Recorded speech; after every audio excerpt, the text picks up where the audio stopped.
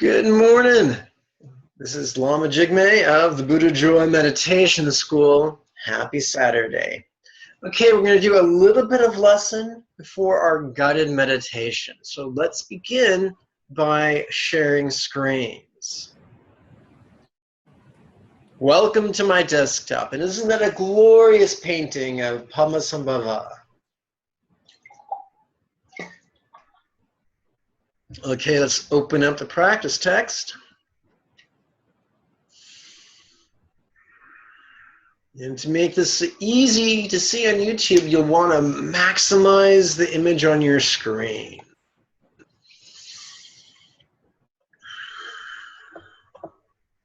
So begin by taking refuge and generating bodhicitta. This is not a bowing practice. This is just a pure, simple, easy recitation. The first two lines are taking refuge. The second two lines are generating bodhicitta. This week, let's look at the refuge prayer.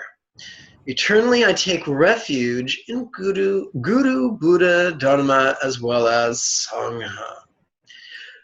Olaf, what's the idea of taking refuge?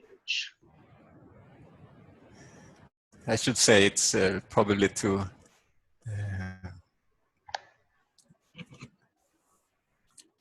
just to have in mind the path of Buddha. Well, let's forget about Buddhism. Just let's look at the phrase here, the three words, take refuge in. So what could that mean? Take refuge in something. Devotion, awareness, letting go. Okay, so it sounds very much like you're talking about Buddhism. And so what we want to do is use these words independent of Buddhism.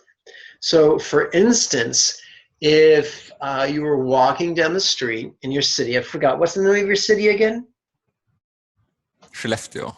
So if you were walking down the street in Skellefteå and it started having freezing rain and you weren't wearing a hat and you didn't have an umbrella, you would probably look for an open door that you could walk into, and as such, you would be taking refuge in the building to protect you from the freezing rain. Does that make sense? Yes. Now, you're not... shelter. I'm doing a terrible job of pronouncing your Swedish city. I totally apologize for being a stupid American. But let's go on to the idea of taking refuge in a doorway to seek protection from freezing rain. Now, being in the doorway does not stop the rain from falling down.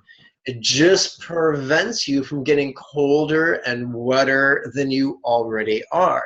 So the idea in Buddhism is that we look at our present sufferings, our past sufferings, our potential sufferings, and we say, okay, what is this thing called suffering? Well, it's simply in not getting what we want when we want it, not keeping what we like for as long as we like, or enduring what we don't like. And the original Pali, that's called dukkha, or stress.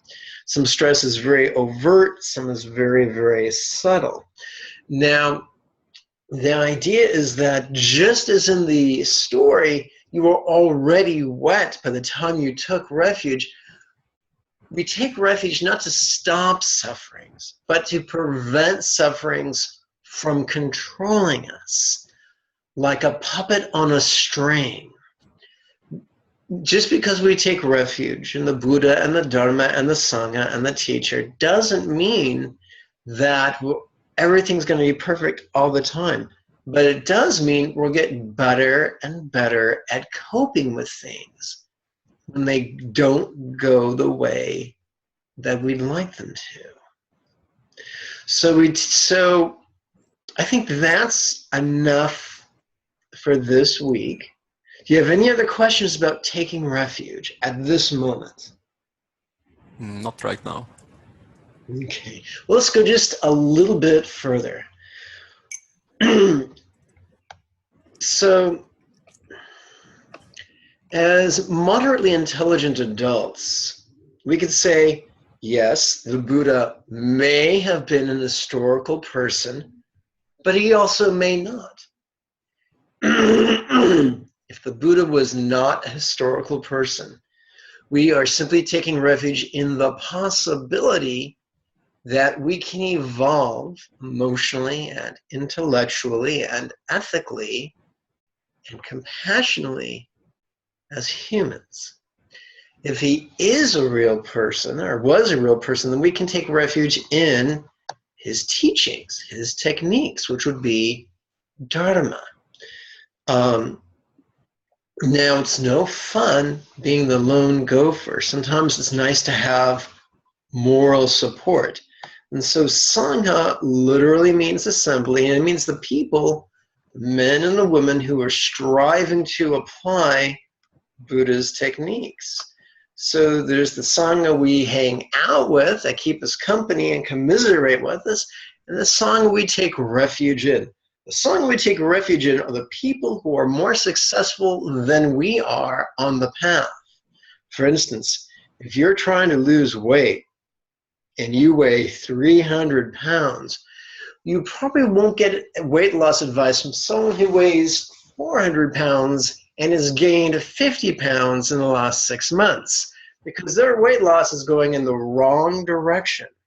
You would find someone who's already had superior results to yourself. Now, that can be uncomfortable. That can be scary. And so we often have to choose between self-esteem or self-evolution. You have to choose one or the other because they are mutually exclusive. So hopefully if you're coming here, it's because you value self-evolution even more than feeling good about yourself. I've known people who felt the other way, so they would do all kinds of destructive things in the long term because in the short term, they were too narcissistic. Now, in Theravadan Buddhism and Mahayana Buddhism, we take refuge in the three, the Buddha, the Dharma, and the Sangha. In Tantra, we also take refuge in the Guru. And it's worded quite simply. Guru here is a way of referring to the superior Sangha or the Arya Sangha. And the idea is that we don't have Buddha corporeally with us today, living and breathing and speaking our language, but we do have a teacher who is alive and who's studied the teachings and practiced the teachings and shares the teachings. And so he is our ambassador to the Buddha and his teachings.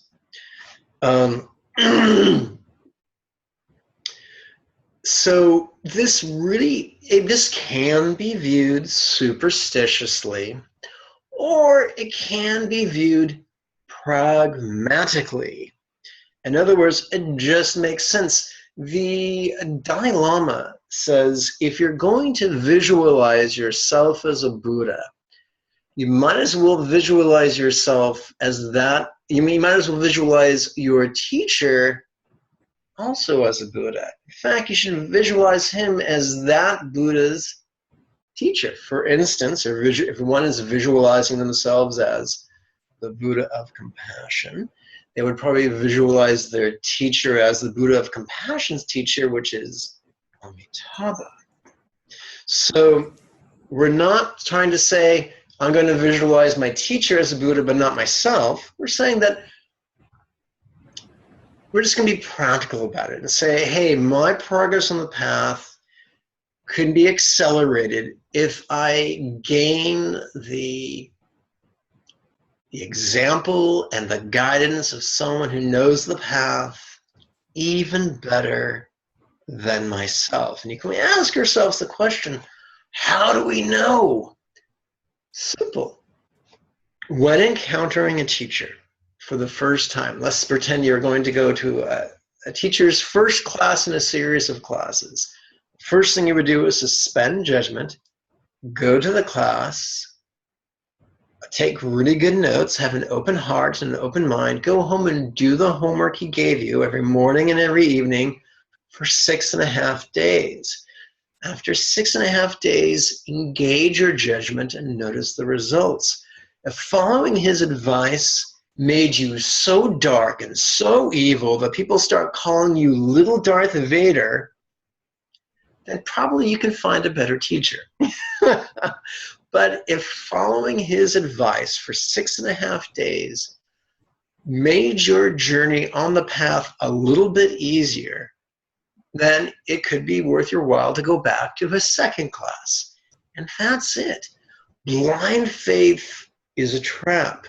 We want our faith or our confidence in the teacher to be shaped solely upon the results that we get from applying his instructions. Doesn't matter how handsome or ugly he or she is. Doesn't matter how healthy, sick, rich or poor, popular or unknown the teacher is.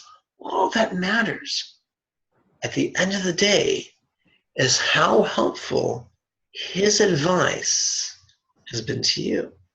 And that is how we take refuge in Guru, Buddha, Dharma, as well as Sangha.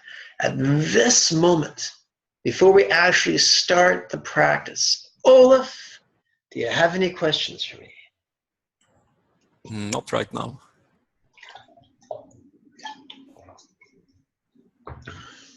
All right. Olaf, my friend, I'm going to invite you to mute your microphone. That way we will not blow up the internet. When chanting, many Tibetan Buddhists put their hands together and they pucker their palms. And they put their hands with the index finger just in front of their mouth. And that just helps, that can help many people for their subtle energy to coalesce. Subtle energy does not have to be a spooky thing. You don't have to believe in channels. You don't have to believe in drops. You don't have to believe in wheels. All you can have to do is say, hey, in physics, we talked about gravity, electromagnetism, the strong nuclear force, and the weak nuclear force. And when we look at living beings, we can see there's various areas of subtle electromagnetism. And doing this can sometimes have a positive effect on one's emotional resourcefulness and intellectual resourcefulness. So we don't have to throw away our brain and just believe in hocus pocus, but we can practice intellectual humility to say that subtle things often exist which actually can be measured by experts in the field. I'm not an expert in the field. I'm not a physicist. I'm just a mystic. But I have the very good fortune of being highly, of enjoying or enduring a heightened sense of sensory acuity. So I am very susceptible to subtle EM phenomena. I can't feel all of it. I don't want to feel all of it, but I can feel some of it. And there are times when I can feel a shift just from making this gesture. Having said that, let's chant let's take refuge and generate bodhicitta using the bookend chant 3 times. Eternally I take refuge in Guru, Buddha, Dharma, as well as Sangha, and practice a mantra badara for the benefit of all. Eternally I take refuge in Guru, Buddha, Dharma, as well as Sangha, and practice a mantra badara for the benefit of all. Eternally I take refuge in Guru, Buddha, Dharma, as well as Sangha, and practice a mantra badara for the benefit of all. We're now going to turn our attention to the 4 contemplations which turn the mind to meditation. We're going to use the triplet chant. Amajo Lama, constant and perfect protector, who is the sentient spontaneous mind, neither getting nor keeping, the desired as well as enduring that disliked is universal. We're going to pause for a moment so I can jot down some notes for next week's class.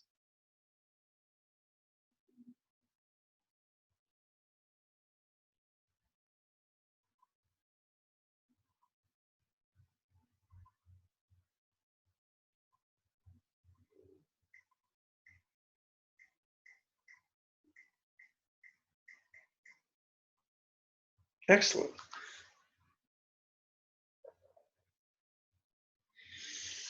Let's continue.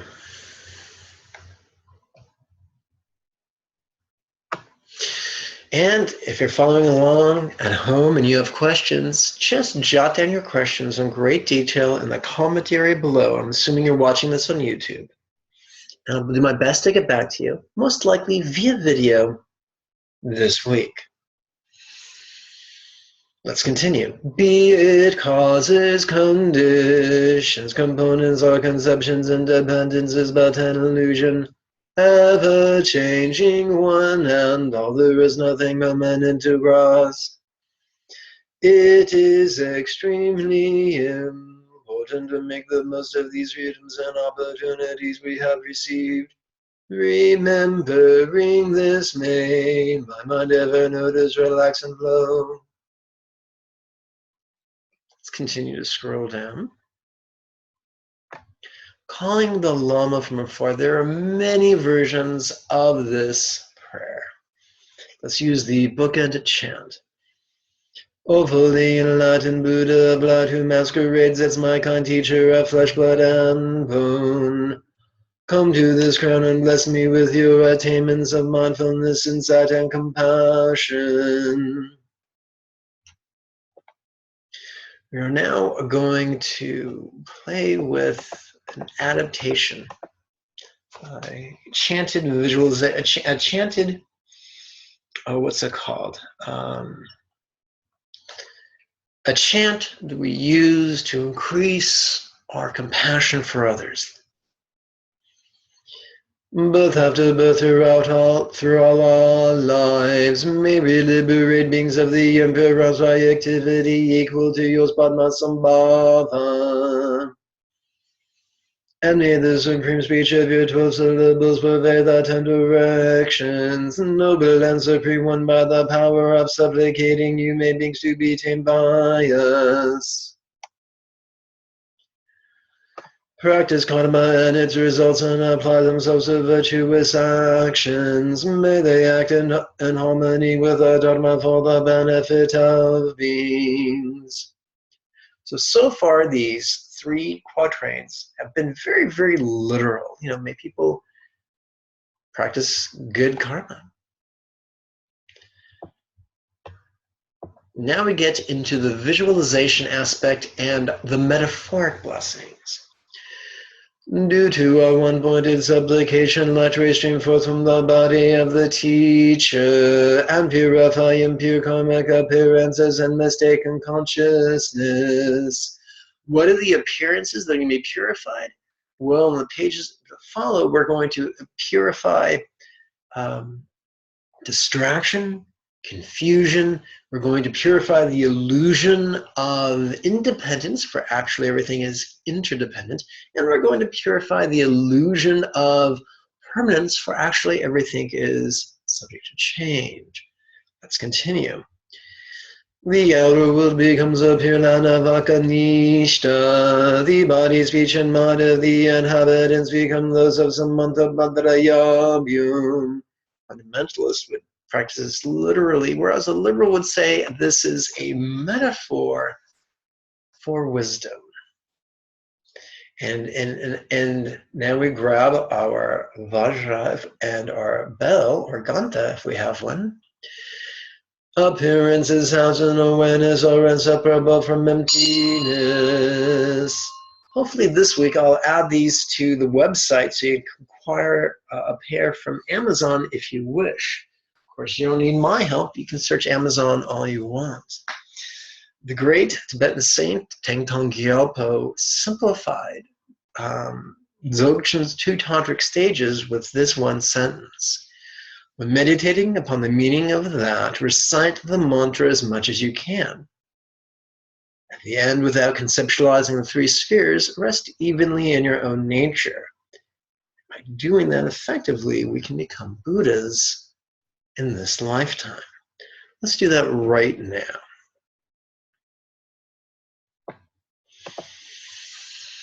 Now, we're not going to chant, we're not going to whisper, we're going to intone. We're going to intone the mantra one time per breath. And hopefully you can hear me over my heater. We're going to touch the tip of our right little finger to its thumb. On the in-breath, we're going to ask the rhetorical question, where am I now sitting? And this helps to increase our mindfulness of our environment. Om Vajra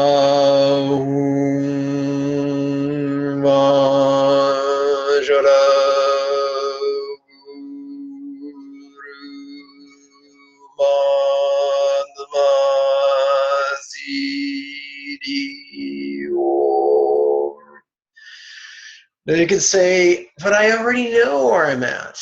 Yes, intellectually you may. But often we divorce ourselves viscerally or experientially from where we are at in the present moment. That's why we're going to repeat the exercise a second time. Om Ahum Vajra Guru Padmasidi Om. In keeping with the theme of environment, we're going to compassionately wish that every being on every world, whether they walk or crawl or swim or fly, has a profoundly pleasurable, blissful, beneficial experience of their environment. We're going to do that with this metaphoric and poetic wish. Please touch each little finger to its thumb. Here we go. May rays from teacher overhead transform each being's environment into Akanishta. We see on the screen before us a drawing of Padmasambhava, one of the great teachers who was influential in bringing Buddhism to Tibet. Of his head, we see Samantabhadra and Samantabhadri in Tantric union. The Tantric union they call Yabhyum. And Akanishta is a name that's been given to the idea of a Buddhist paradise.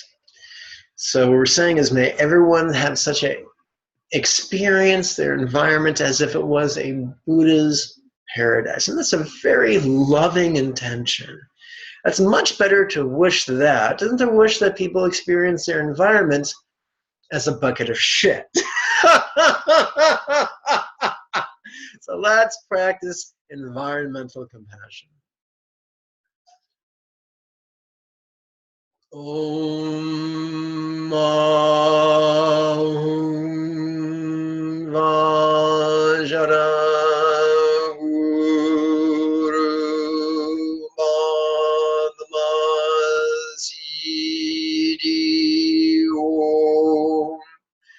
Many fundamentalists would say, no, you must visualize this in all environments as the Buddha's paradise. But that can create great tension. Liberals say, no, this is a metaphor to help us exercise gentle compassion. I recommend the latter over the former. Let's do it a second time. Om Ahum Vajra Guru Padmasidi Om. Scroll down to the next page. And now we prepare to do some, whoopsie, what happened here with the, there is a typographical error. So I guess I gotta fix that right now.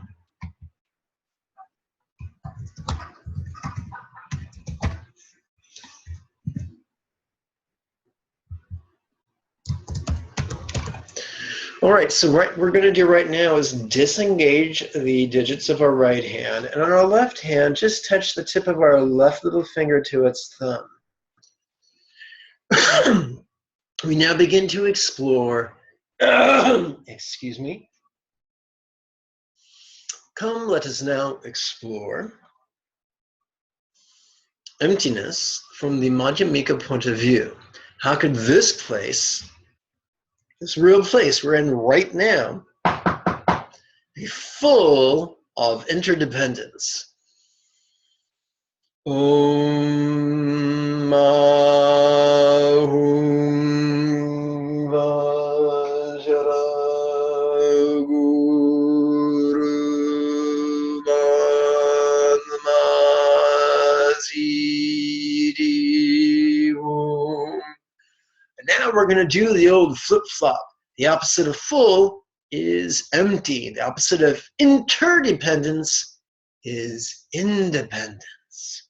So if something is full of interdependence, then it's empty of independence. And that's the exact idea we're going to play with right now. We're going to use the rhetorical question. How could this place be empty of anything independent to grasp? And remember, these questions are rhetorical. We do not try to answer them. We merely ask the question and then relax as best we can into the intoning of the mantra. Om Mahum Vajra Guru Manmaziri Om.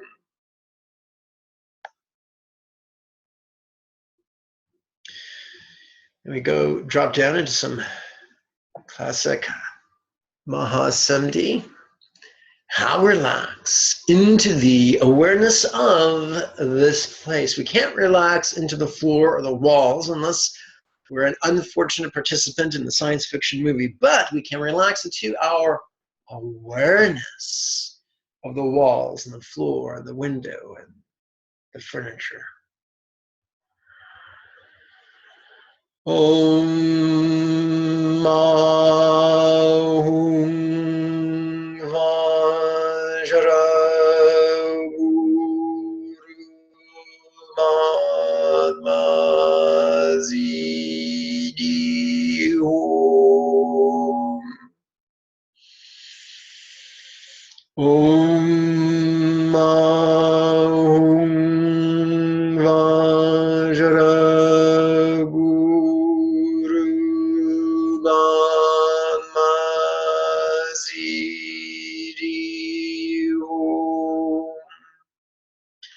Let's scroll down to the 4th page.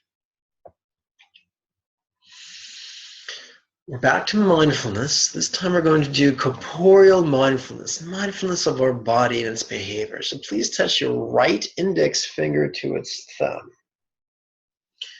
We are going to ask during the in-breath the rhetorical question, how am I sitting? I'm sorry, how am I now sitting? Om Mahum Vajra Guru Manmaziri Om. Let's scroll down for a second repetition. Om Mahum Vajra Guru Manmaziri Om. Let's turn attention now to corporeal insight. Let's use both our index fingers. And this time, instead of exploring interdependence, we're going to explore change. How could this body be full of change? Om Ahum Vajra Guru Padmazidi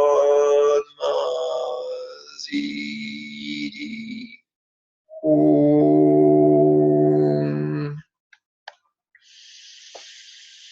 How could this, now we're going to do the opposite. The opposite of full is empty. The opposite of change is permanence. So how could this body be empty of anything permanent to grasp?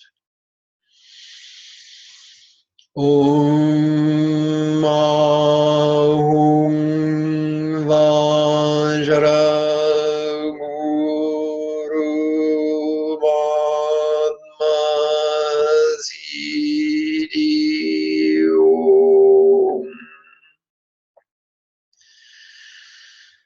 How could this body, how relax into the awareness of this body? Om Ahum Vajra Guru Padmazidi Om.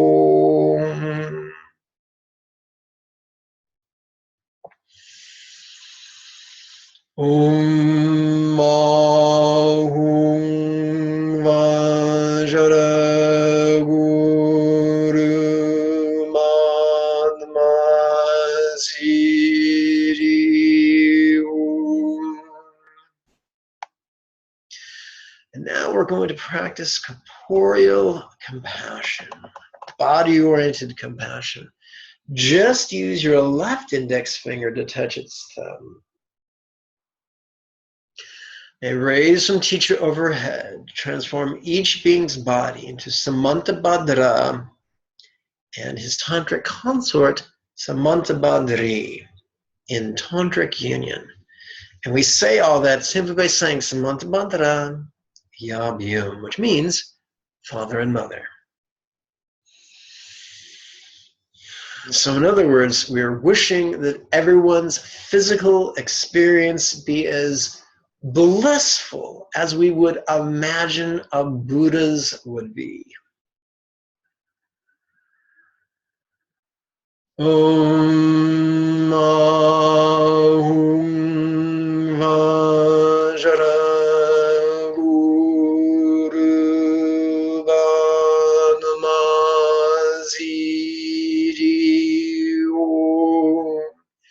So what we are saying in Togal is contrived meditation, where we go through a cycle of mindfulness and insight and compassion. And we do this 4 times. An environmental cycle, a corporeal cycle, a verbal cycle, and a mental cycle. Let's just thoroughly train our mind and our heart.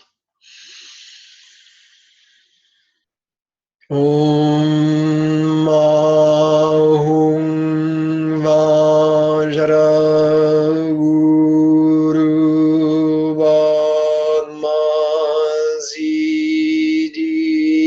Om. Now start our 3rd cycle. This is going to be auditory in nature. We begin with auditory-oriented mindfulness. Please use your right middle finger to touch its thumb while giving the digits of the left hand a rest. What am I now reciting?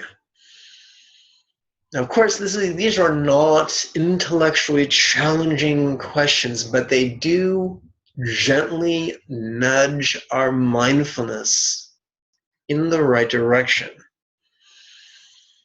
Om Ahum Vajra Guru Vanmazidi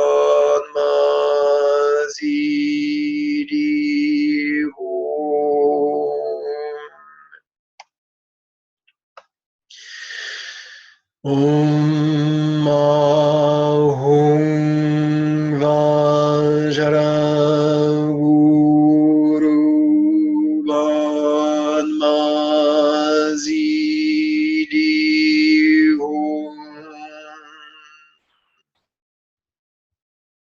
Now we turn our attention to auditory compassion.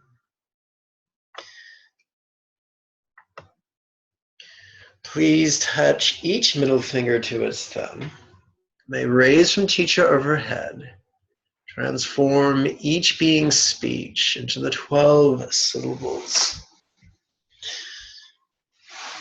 And so may each being experience the auditory hearing, physical enunciation that is very, very blissful. This is just a compassionate intention for all beings.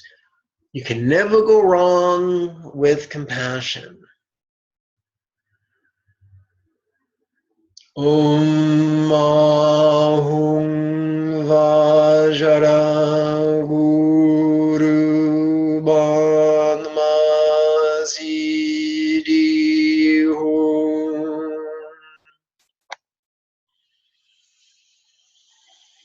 Om Ahum Vajra Guru Vanmazidi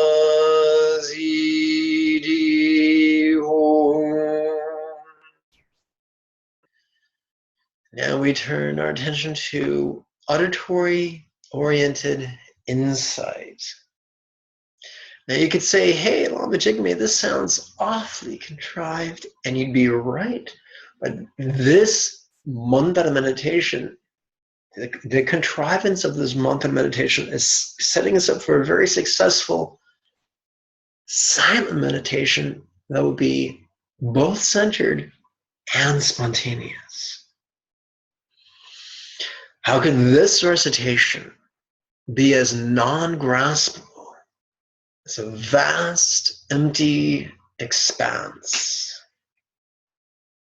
This is a wonderful Mahamudra exercise. Om Ahum Vajra Guru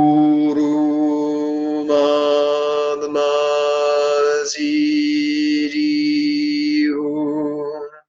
So the digits of the right hand we're giving a rest. Just using our left middle finger, touching it to its thumb, gingerly.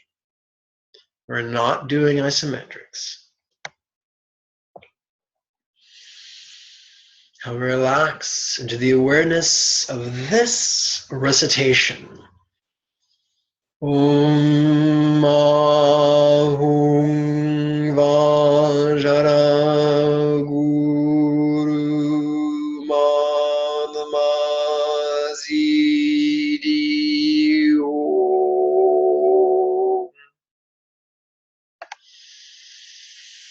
Om Ahum Vajra Guru Madmazidi.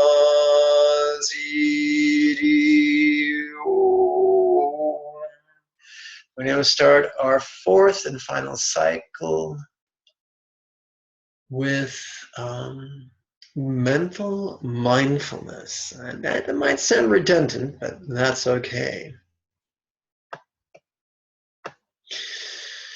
Please touch the tip of your right ring finger to its thumb while giving the digits of your left hand a rest. What am I now thinking? Once again, this is rhetorical. We don't answer it. We just ask it so we become aware what's going on between our ears. Om Ahum Vajra Guru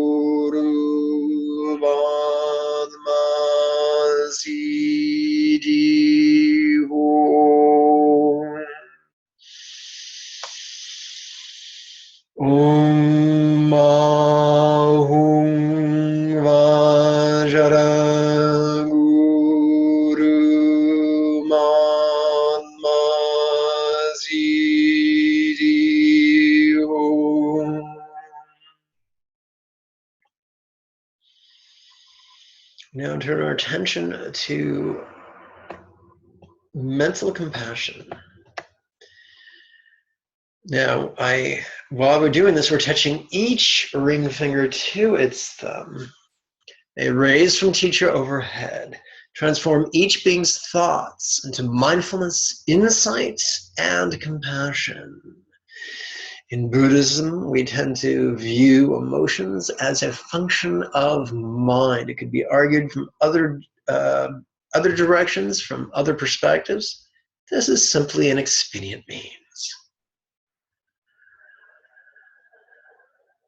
Om Ahum Vajra Guru Manma Ziri Om.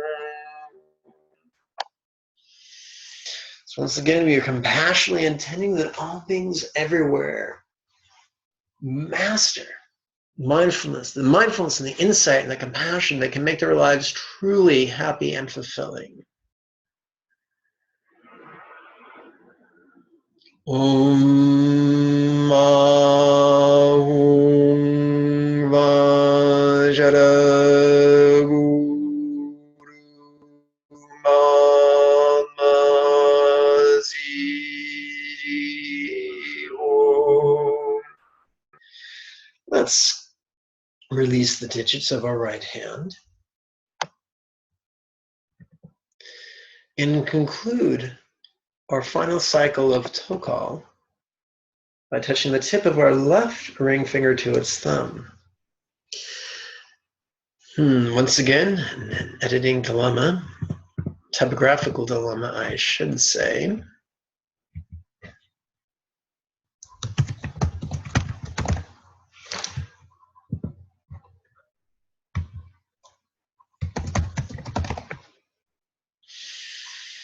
How could this mind be as non-graspable as a vast, empty expanse?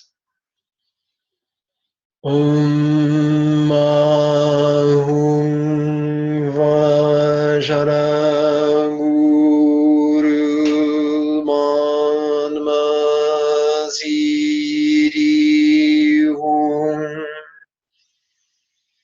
How relax into the awareness of this mind. Om Ahum Vajra Guru Padma Siddhi Om. And so we conclude our practice of contrived Tokal with this final identical exercise. Om Ahum Vajra Guru Madma Siddhi Om. As we conclude our mantra meditation, we now enter into our period of spontaneous silent meditation. You'll notice, and by the way, anyone who asks for it will receive a free PDF. Just write me through the website and I'll be happy to email it to you. So if you're practicing this at 10 o'clock in the morning, wherever you're at, then by all means, for the first third of the silent meditation, count your mala upon your right ring finger. Olaf, since you're in Sweden right now and it's not 10 a.m.,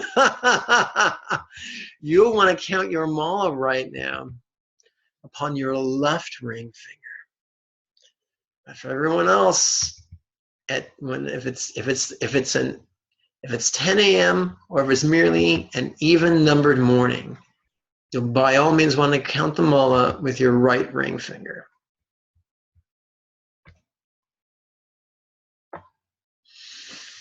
So on the in-breath, we silently and mentally recite the word noticing.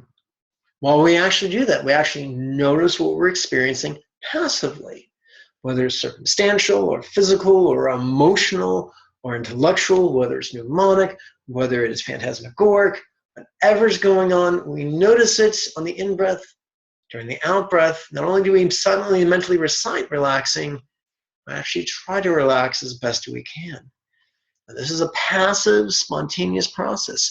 The things that come up could be glorious or they could be grotesque. We may notice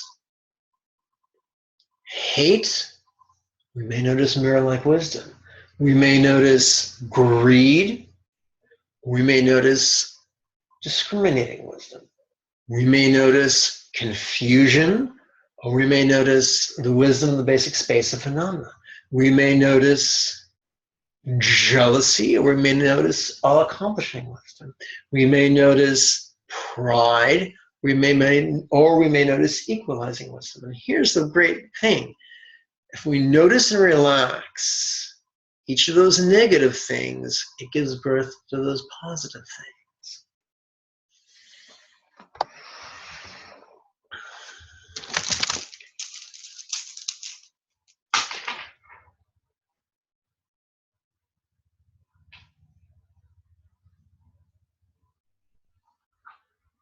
So let's do a guided meditation, a silent meditation that is approximately an hour in length.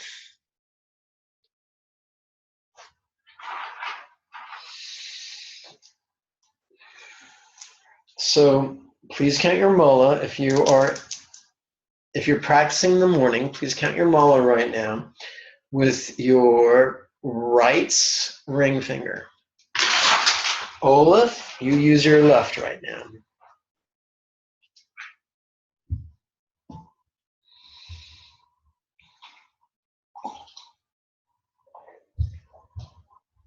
And of course, advance your mola upon the out-breath.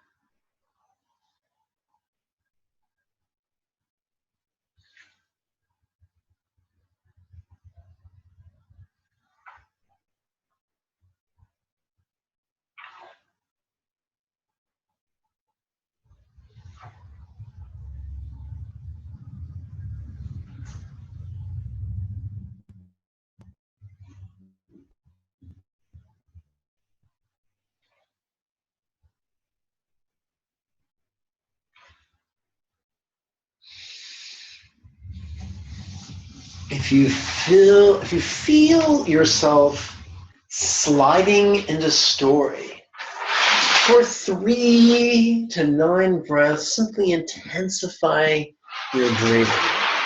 But the exercise is still the same, noticing and relaxing.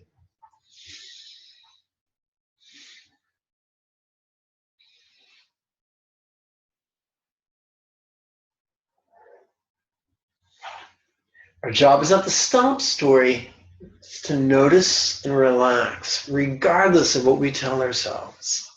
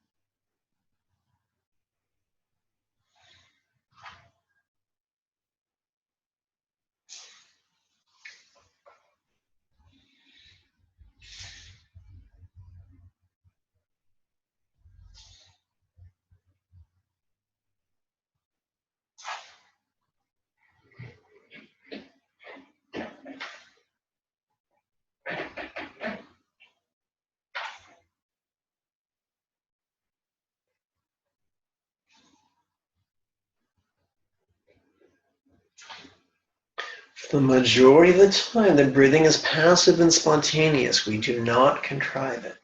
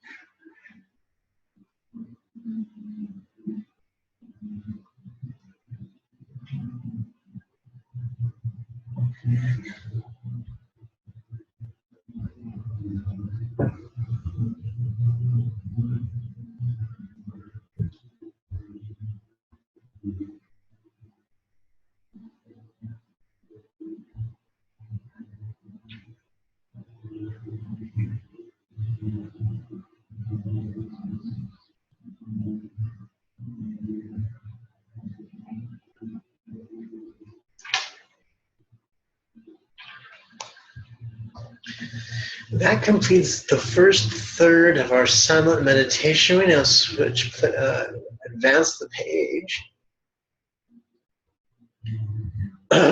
This time we'll be advancing the mala during the in-breath.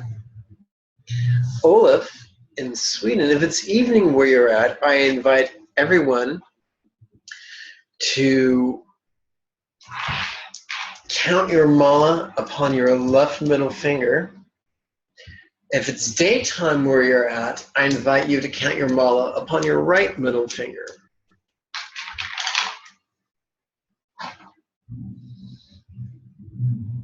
Your eyes may be drawn straight ahead. Keep them open. Don't hide behind your eyelids. If you can position yourself in front of a window, that would be ideal.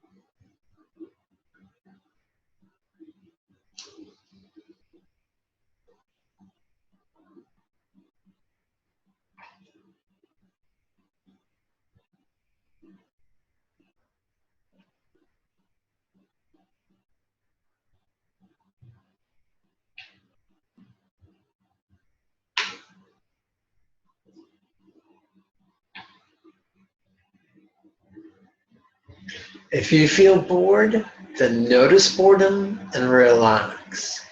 If you feel troubling emotions, then notice them and relax.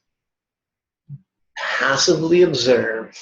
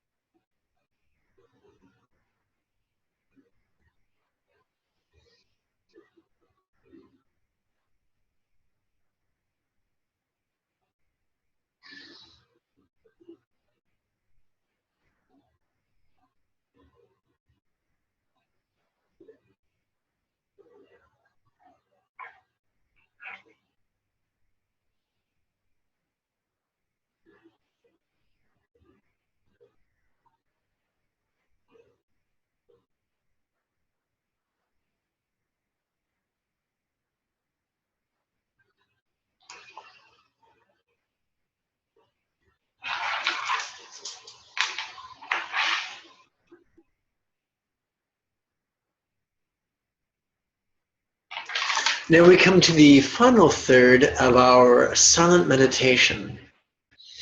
This time we're going to extend the thumb during the in-breath and advance the mala during the out-breath. And that would look like this. So extending the thumb and then using the thumb to pull the mala. Extend. It's quite a delay. Then pull. So we're going to use our, so if it's daytime where you're at, please use your right index finger.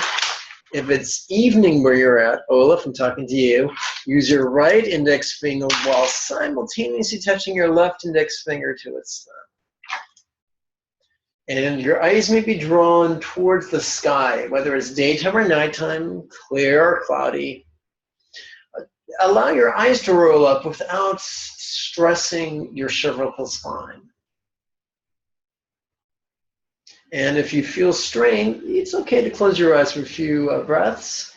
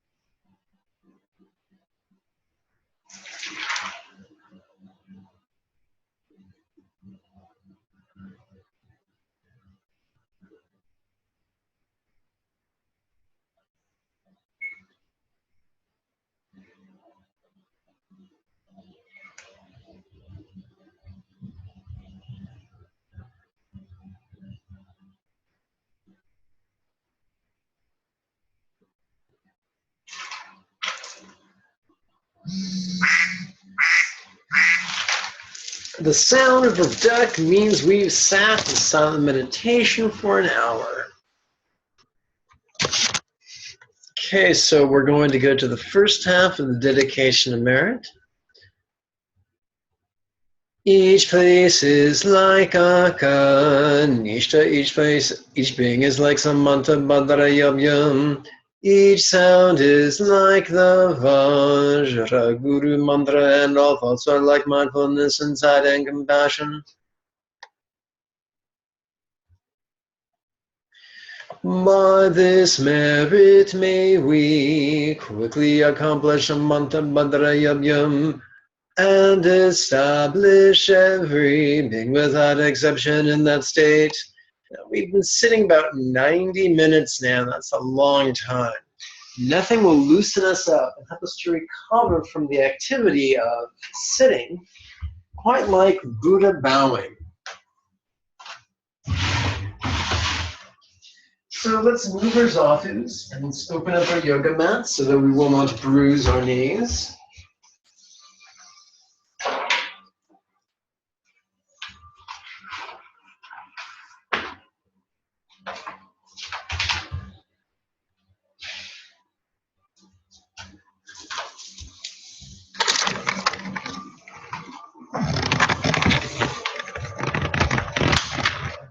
Hopefully you can see me okay. But now I have an entire video about how to bow. This is just a refresher. Please count your wrist mala upon your left index finger.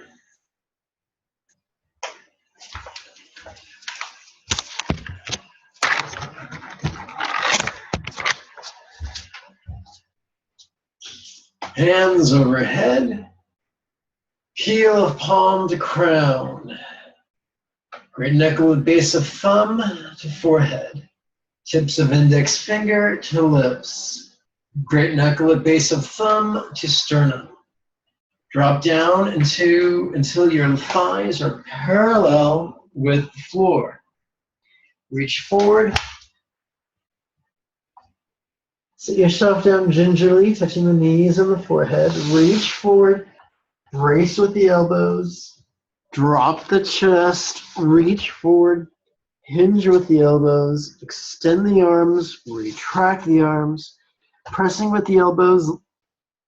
Lift up. Lift the legs. And now thrust the hips. Return to a squatted position. Press with the heels into a standing position. And finally, extend with the balls of the feet to an erect position. Join me, won't you? Internally, I go for refuge to Buddha, Buddha, Dharma, as well as Sangha. And practice Samanta Buddha for the benefit of all. Internally, I go for refuge to Guru, Buddha, Dharma, as well as Sangha. Practice Samanta Buddha for the benefit of all. Internally, I go for refuge to Guru, Buddha, Dharma, as well as Sangha. Practice Samanta Buddha for the benefit of all. Internally, I go for refuge to Guru, Buddha, Dharma, as well as Sangha. Practice Samanta Buddha for the benefit of all. Internally, I go for refuge to Guru, Buddha, Dharma, as well as Sangha. Practice Samanta Buddha for the benefit of all. Internally, I go for refuge to Guru, Buddha, Dharma, as well as Sangha. Practice Samanta Buddha for the benefit of all. Internally, I go for refuge to Guru, Buddha, Dharma, as well as Sangha. Practice Samanta Buddha for the benefit of all. Eternally I go for refuge. Jaguru Buddha Dharma as well as Sangha. And practice Samantha Bhadra for the benefit of all. Eternally I go for refuge. Jaguru Buddha Dharma as well as Sangha. And practice Samantha Bhadra for the benefit of all. Eternally I go for refuge. To Guru Buddha Dharma as well as Sangha. And practice Samantha Bhadra for the benefit of all. Eternally I go for refuge. To Guru Buddha Dharma as well as Sangha. And practice Samantha Bhadra for the benefit of all. Eternally I go for refuge. To Guru Buddha Dharma as well as Sangha. And practice Samantha Bhadra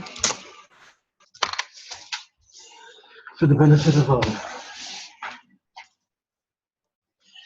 Eternally I go for refuge. To Guru Buddha Dharma as well as Sangha. And practice Samantha Bhadra for the benefit of all. Eternally I go for refuge.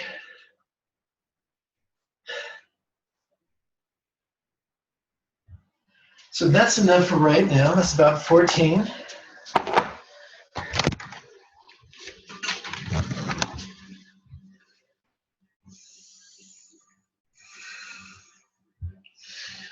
Let's continue with bookend chant.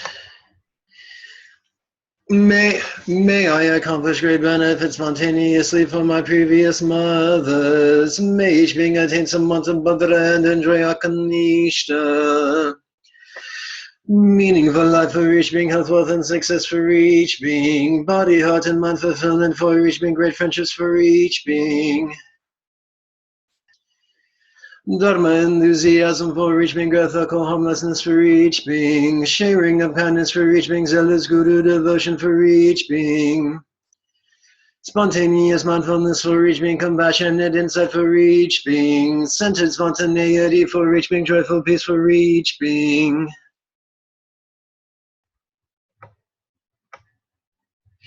Guru Rinpoche, embodiment of Buddhas of the three times. Guru, who is great bliss, Lord of all accomplishments. Guru, who is the dynamic and wrathful tamer of martyrs, dispeller of all hindrances, I pray to you, bestow your blessings. Please remove all outer, inner, and secret obstacles and grant your blessings that our wishes be spontaneously accomplished. Mahum Vajra Guru Banma Siddhi Hum. That, my friends, is that. Once again, if you have any questions, write them out in the comment area below.